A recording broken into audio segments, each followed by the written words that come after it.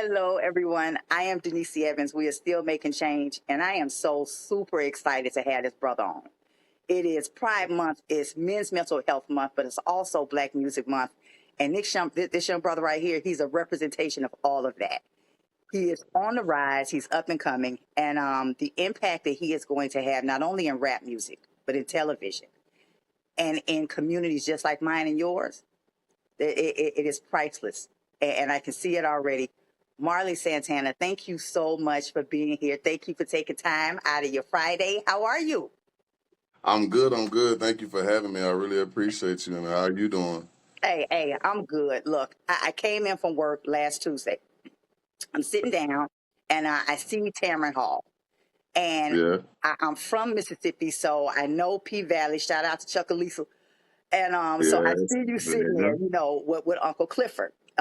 Real name Nico Anon. I don't Nico. want to miss his. I don't want to Honor. miss his name Nico though. Honor. Nico Iron. Yeah.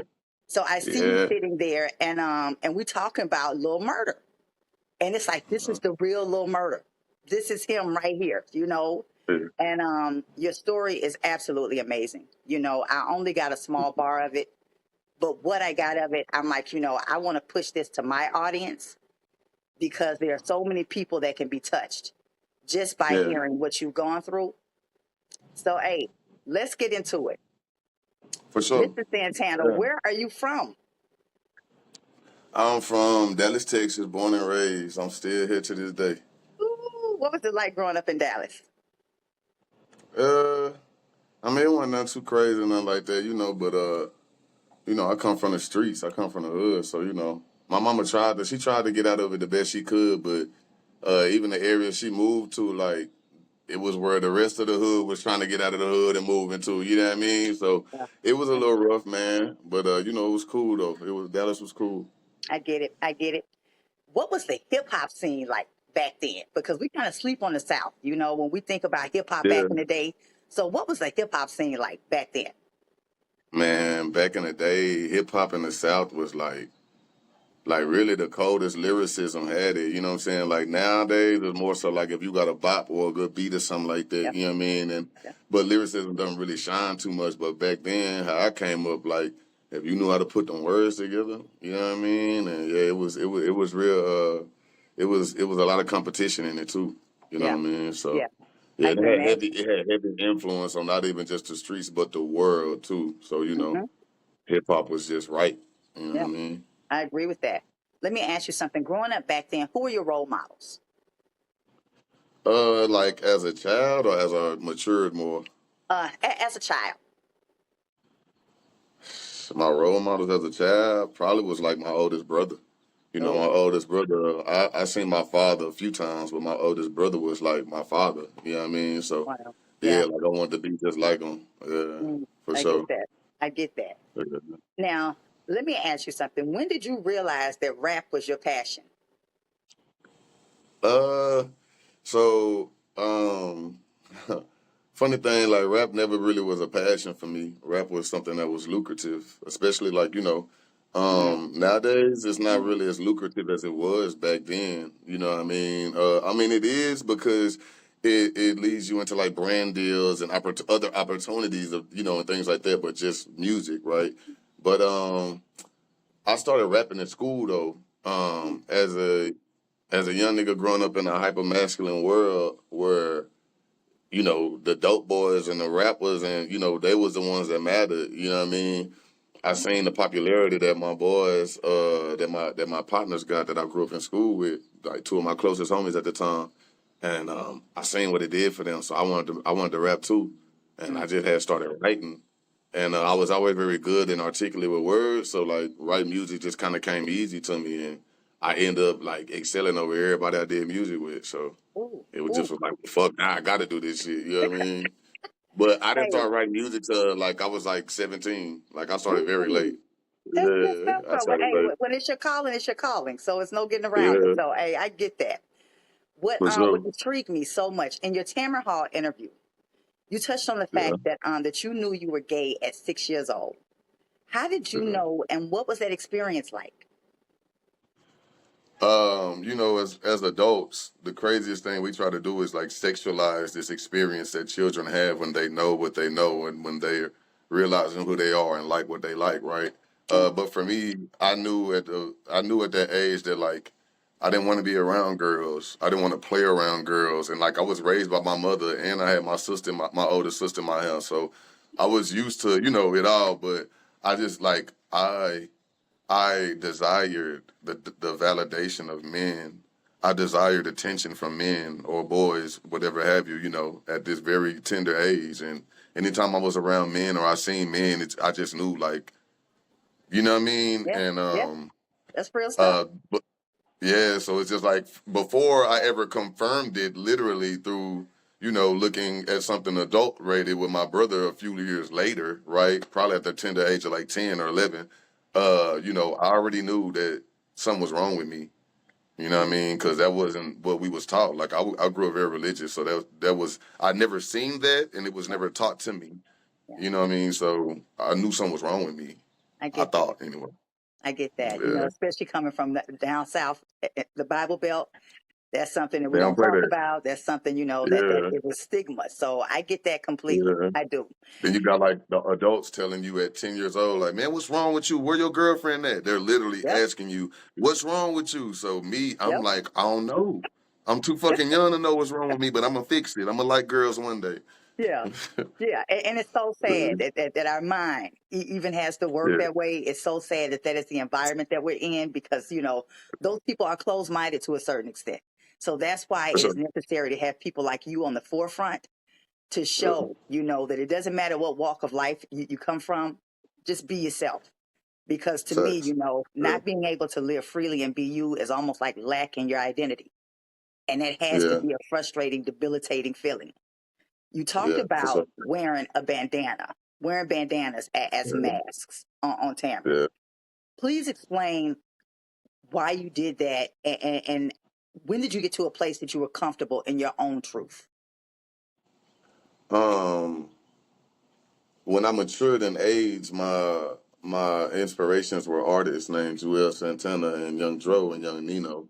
Joel Santana specifically always blended like as far as like whatever color he was wearing, he would match his bandana with it. So more than a gang related sense, he made it a fashion sense. That was a cop out for me. One, I used to get talked about from my birthmark. So one, two birds with one stone. I can cover up my birthmark and I can blend in. There's a clip that a lot of people is confused about on the trailer now when I say the opposite of gay is gangster, but I'm not speaking in a literal sense. Yeah, I'm I saw speaking that. in the sense of yeah, but Yeah. they'll see with context what I'm speaking of, but I'm speaking of from a sense of like if you don't want to even be considered anything of that, you had to be overly or hyper masculine. Being masculine wasn't Cool. just even enough. You had to be overly, and to me, that was a gangster. So in my mind, the opposite of being gay was to be a gangster. So I was gonna be a gangster. You feel what I'm saying? Wow. Um, when That's I deep. when I got to a place where I was comfortable, I never did until I was out it. Like never. I never was at a place where it's like it's okay because it never was like. And then we didn't have the internet. We didn't have all these people that we Exactly. could see, examples of what this looked like. I just knew that in my Yep. neighborhood where I'm growing up and in my household, that's a no-no, period. It don't matter why. And see, So, yeah, I never got to a place. that's why you're so important because representation is everything. And we lack Yeah, it out for here sure. big time. So that's why, we Yeah, need more people like you on the front line telling your story and really living, living out your yeah, life as loudly as yeah. you possibly can. So that's why, hey, I'm wholeheartedly rooting for you. Now, I you appreciate it. Yeah, I segue do. into something that was cool. You talked about Okay. being outed. And I saw on your Facebook page that you talked about, being outed like 2 years ago. What was that Yeah. like?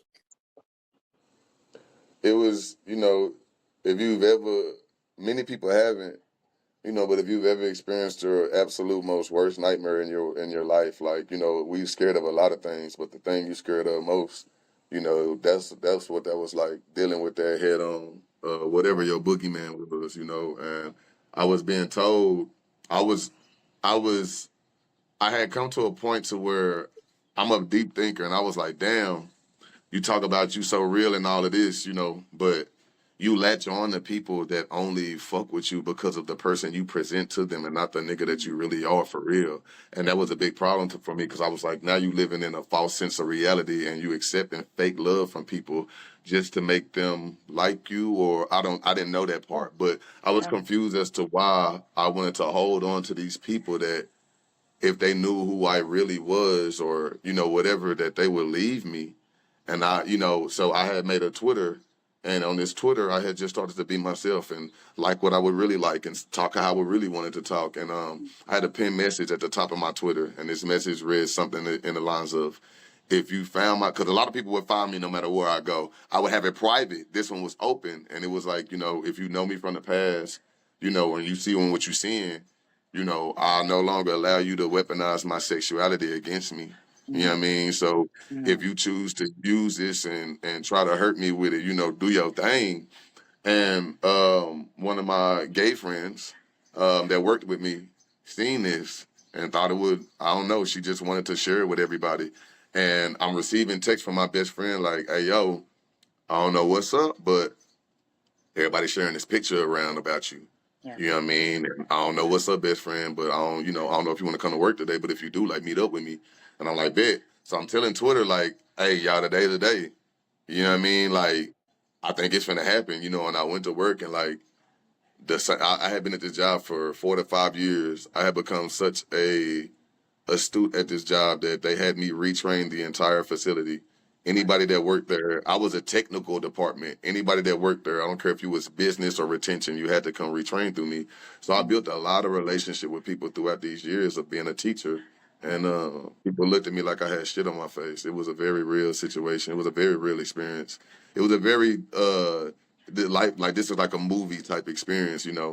And people were coming to me like, hey, such and such is doing this, and hey, they're talking about you here. They're talking to the point where it overwhelmed me, and I screamed at everybody like, who won't stop fucking with me? I don't give a fuck. Like, you, like I'm pointing, yeah, like it got to that point, and when I got home, that's when I had made the post about what happened, and they had mm, went super viral, but that was never my intention. I was doing that for myself because the hardest thing for me to do was to type out that I was gay. Like it was hard to say that, like, and mm. admit that. That was like really, really hard for me. But yeah, it was. We got through it though. And then it became a dangerous situation because, everybody from my past was what's up, brother? Everybody from my past, of course, was good. I'm sorry, that's my brother. Oh, no worries, no Everybody, worries. Hey, brother. yeah, everybody from my past was kind of like, and I come from a violent past, so they was trying to be violent with me, so Wow. yeah, but I've never understood, people outing people. I've just never understood that, my truth is mine to speak on. And it's not for yeah, anybody else. So I've never understood that. And we live in a society that's so weird, and yeah, people are so cynical and um they don't take certain shit seriously. And yeah, playing with my life or my personal life, that's some yeah, serious shit. for So sure, I respect your bravery and even your for sure, willingness to tell this story on this platform. It speaks yeah, volumes about your growth, where you were to where you are right now. And hey, I'm grateful and I'm excited for you because I know it's great things yeah, on the horizon. Now let me ask, yeah. because I'm always curious, how do you feel like how do you feel like guys in the hood view gay men, even right now? Even For right now, real. even though we've come a long way, but maybe just not long enough. It'll never be acceptable. You know what I mean? You'll rarely have an instance, rarely, very rarely, where you'll see like a openly gay guy or something like that, in the hood with hood niggas. Yeah, we've come a long way, and the hood is very different. Like the hood used to have structure and rules and stripes and all of that type of shit. Nowadays they kind of just freestyle it. But they view gay men just very negatively, and they feel uncomfortable because they feel like every gay man is just wants them. You know what Yeah, I'm saying, or just wants to do something to them. But it'll never be. In my lifetime, I don't think it'll be accepted. Not in the hood specifically. That's a I place where agree. gay is. It's just that's why I said it's the opposite. I didn't mean that in a literal sense, but like literally, like it's the polar opposite of that. Those two could never coincide in the same area as what I was speaking on. You know what I mean? Yeah, So yeah, and it's that's sad my because personal opinion. It's toxic masculinity, you know, it's the way we came up and breaking some of those generational curses to be open enough to even have these discussions, which is Yeah, for why, sure. you know, it's imperative to have this discussion with you. Now, Yeah. you've gone through a lot. How do you maintain a healthy mindset? Ooh, that's that's a tough question. I think that depends on the individual. I'm sorry. That depends on the individual for sure. For me specifically, it's challenging. Um, I agreed to kill myself before the age of 30 because that's Mm, gonna be like around the time where it's like, all right, where your wife at? Where your kids at? Like, I got 10 brothers. Every one of these niggas got a family but me. You know what I mean? So it's just yeah, like, I knew from my demographic and from, you know what I mean, that, I didn't even want to make it this far wow, um, in life. So, I have from a child been told that something's wrong with me and I'm in the wrong, you know what I'm saying, indirectly. yeah, So, my whole life it's just been mental straining. And now that I'm to a point where like it's cool and I'm good and I do live freely very much and I'm in the hood now, you know what I'm saying? I still stay in Oak Cliff, you know what I'm saying, to this day. And I very much so come out in pride attire and all of that, you know what I mean? But um I I champion flamboyant men because they do it so easily to where they know that they might get talked about for putting on heels or a dress or being feminine or whatever, but they steadily strut out there like Uncle Clifford did and yeah, be around the bosses of the bosses and the ballers of the ballers, you know what I'm saying? But me, it takes so much like even if I do a show in a straight environment in a straight club, it's like I have to mentally prepare myself to be around gangsters talking wow, about liking men. You know what I mean? yeah, Like some yeah, shit that's just so, I get mentally, I surround myself around good people. My brother that came out, that's like one of my only friends for real. And I'm okay with that. I don't want to be surrounded by a whole bunch of people anymore. That's cool exactly. for me. Yeah. I get that. My people, they keep me centered. Okay, so Yeah, now for sure. let's get into it because I gotta ask. Tell me about Down in the Valley. What you want to know? Man, what is it about? How did it come about? The whole production? Like I've only seen the trailer, but I'm so curious. Um, from what I can tell you, it came about from Nico Anand. This is something that Nico Anand has executively produced, directed, you name it, he did it. This is a big project actually for Nico that people don't really know because even though he used like the production company with Starz and things like that because he's affiliated with them, everything has been him. Everything, Mm, even the team that was orchestrated to do it, everything. They came down there and shot me actually last year on my birthday. So we've been had this stuff shot for almost a year now. My birthday ooh, was in August, and are you a yeah, Leo? huh? I said, are you Leo, a yeah, yeah, Leo? yeah, for sure. Okay. Yeah, for sure, yeah, for sure. And but it's people often tell me that I'm the real life murder, but Really? I'm not the real life murder. You know what I mean? And that's what I want people to like. I want to kind of shy away from that because I Yeah, don't want my name and career to be tied to someone that yeah, Katori created him, and I am a reflection of him. Right? This is yeah. when you see that character, she knows that people like that are real. So when you see me, it's not that I'm the real murder, but I'm a reflection of her creation. I'm a reflection of this is what I was talking about. Niggas like him. You know what I mean? Yeah. With that being said, they want to shine more light on that, not just with the little murders, but with the Mississippis. You know what I'm saying? Yeah. And the Yeah. Keyshawn's. You know what I mean? And things like that. You know what I'm saying? So, I get it. but yeah, you'll see me in like real like we even had, with my segment we even risked like going to the hood in the neighborhood that was like it's not Okay. okay, and the production team got a close-up look of how scary it is for real to be in the Right. face of niggas like nigga, yo, what's up? Like in the wrong move.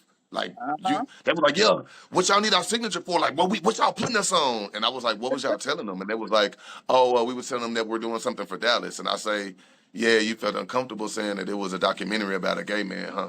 And they was Uh-huh. like, yeah, we didn't really feel too safe saying that. I say, you see what I'm talking about now? This is some Yep. people's life every day. This in their face.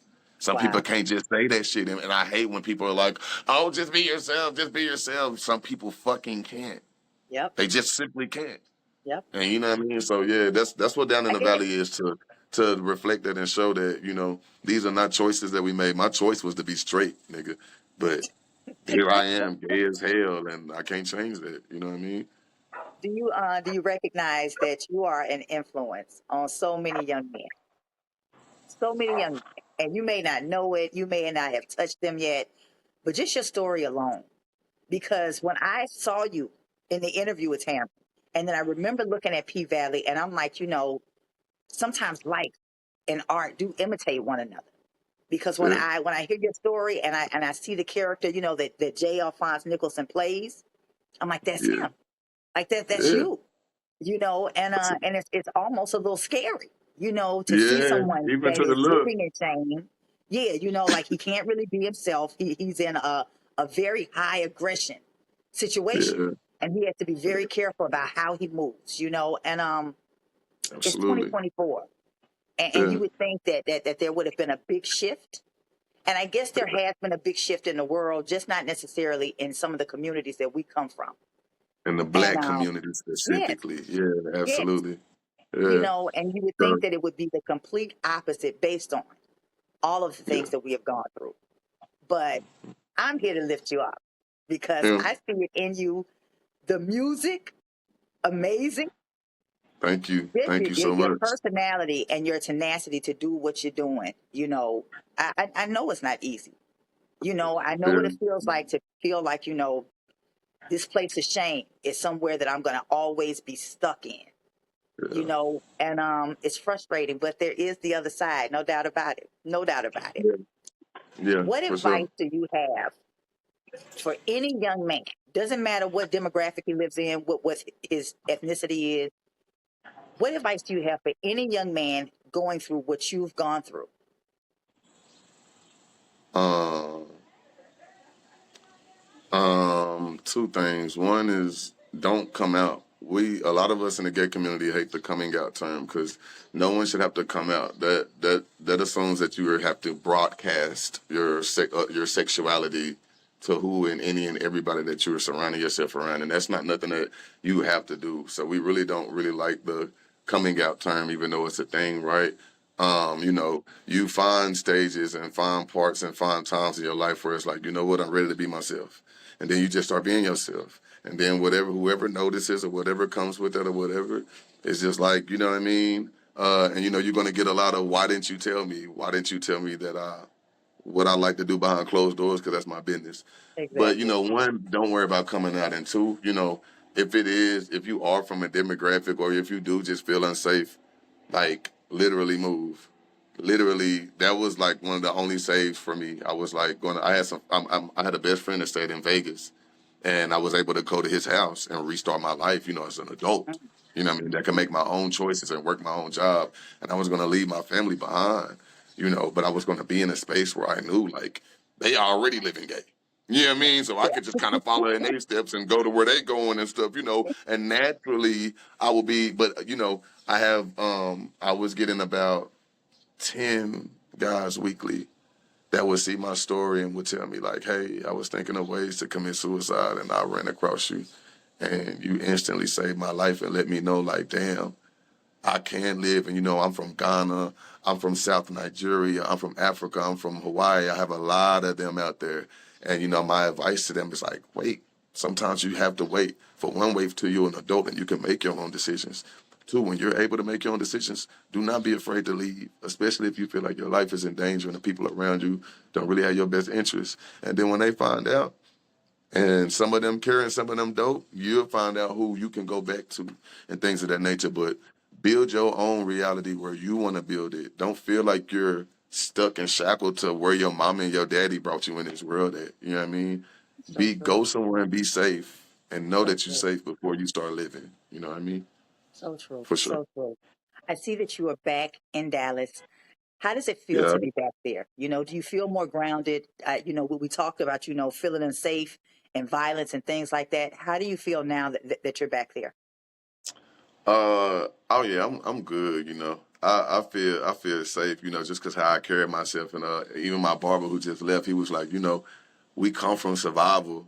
So it's not nothing that I had to adapt to. I've been moving, like, you know what I mean. But I get homesick, so no matter what I'm doing, I could be out there meeting Beyonce and we be doing tour. And Yeah. after the third show, I'm gonna be like, dang, I want to go back to my little old apartment in Dallas. You know I what I get mean? it. So I get it.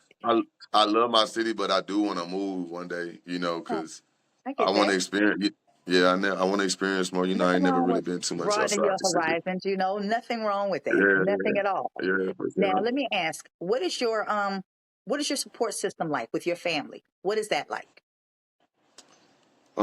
It's pretty good. I mostly have my chosen family. My biological family, we are kind of a little dysfunctional. Okay, But I know what all of that's like. my biological family though, they love me. My dad disowned me at first, but he loves me now.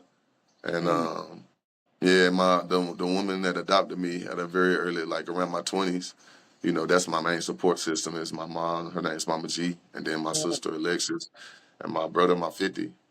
that's all Yeah, right. and my brother. That's all right. To be loved. To be Yeah, loved. and Now I them few have to people is like all I need is that's perfect. oh, It's that's it. And cool. sometimes your chosen family is your best family. They just are. Yeah, They they be are. like that. Yeah. So, um, last question. I have to know what is on the horizon for Marley Santana. What's coming up next with music? Give me everything. What's going on? What's in the Uh, works? just a lot of I go to Florida next month for a certain music conference and things like that, and we got I'm actually doing I don't know if I can even speak about certain things, Hey, if you but I'm can't, doing then a don't I'm worry doing a about it. film. I'm doing film. We started a film last year. At the same time I was shooting down in the valley, I was also Yeah. doing my own film with a certain individual Okay. company. Yeah, and that's I'm gonna gonna be be coming looking out for soon you. too.